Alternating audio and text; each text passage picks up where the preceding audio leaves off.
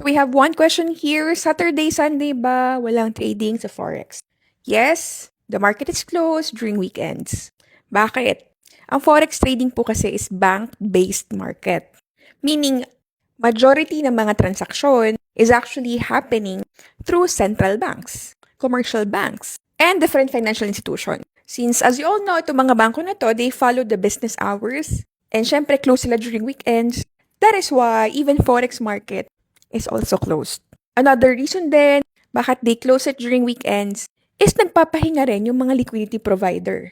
Since yung mga malalaking liquidity provider ay mga bangko, mga brokers, mga hedge funds. So since close sila, there's no enough flow to keep the spreads and the price stable. So for those who do not know what's liquidity provider, so parang isipin nyo na lang na yung liquidity provider, sila yung mga nagpapautang sa mga retail traders para makapasok sila sa market, para makabili tayo ng mas malalaking units. So kung nakikita nyo, merong leverage dun sa mga trades nyo, yung mga liquidity provider ang nagbibigay sa inyo ng mga multiplier ng pera nyo para mas makapag-participate kayo on a bigger scale. So kung walang liquidity provider, hindi rin tayo makakapag-participate masyado sa market, tsaka sobrang taas ng spread.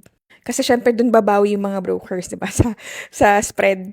Though ang Forex nag-ooperate siya 24/5, meaning 24 hours from Mondays to Fridays. So pag close ng London, there's another session na mag-open which is US session. Then pag close ng US session, there's another session na mag-open which is Asian session, which made trading 24 hours. So ngayon, kung gusto mo mag-trade talaga during weekends, pwede ka mag-trade sa mga decentralized, such as crypto market. Kasi ang crypto market is 24/7. Monday hanggang Sunday yan, hindi yan tumitigil. Bakit? Kasi ang crypto market nga po is decentralized. So meaning, it's not run by banks and governments. Ang crypto market is being traded peer-to-peer on blockchain networks. So yung exchanges nga never sleep.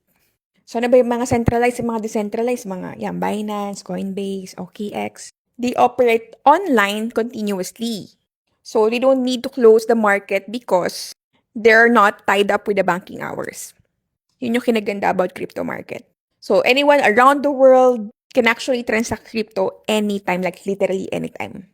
As long as the blockchain is live. So 24/7 you can trade. You don't really need to worry na, baka close yung bangko.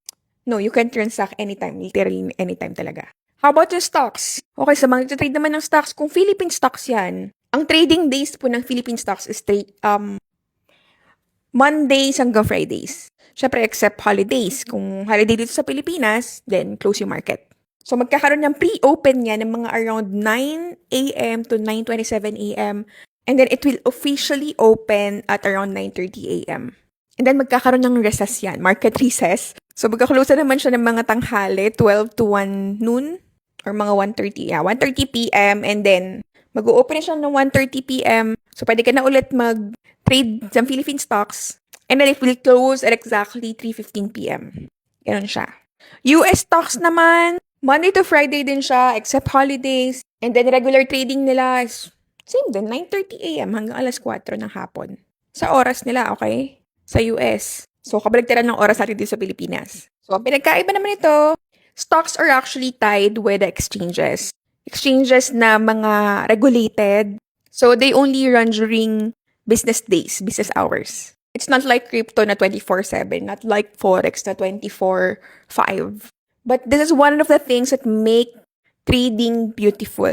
And if you will only consider this as a business, this is a very good business because hindi mo kailangan i-close yung business mo.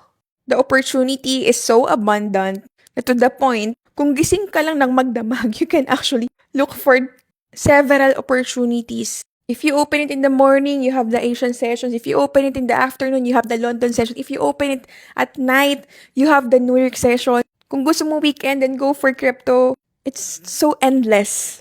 And in this kind of business, hindi mo kailangan ng empleyado, hindi mo kailangan ng customer, hindi mo kailangan ng office, hindi mo kailangan ng inventory. This is purely skill producing massive opportunities for 24 hours. And now the question is, how will you be able to grab this opportunity kung hindi mo siya naiintindihan? The goal here is to educate yourself first. Know the basics, know the different terminologies, connect with different communities. Kasi yes, this could actually give you a massive amount of opportunity. But if you will not do it right, This could also ruin your life. So that's it for our vlog today. If you want to learn more about forex trading, crypto trading, stocks trading, all you have to do is to visit my website, www.legendarytradingacademy.com, or visit my Facebook page, Legendary Trading Academy. I'm super excited to be part of your trading journey. See you again tomorrow.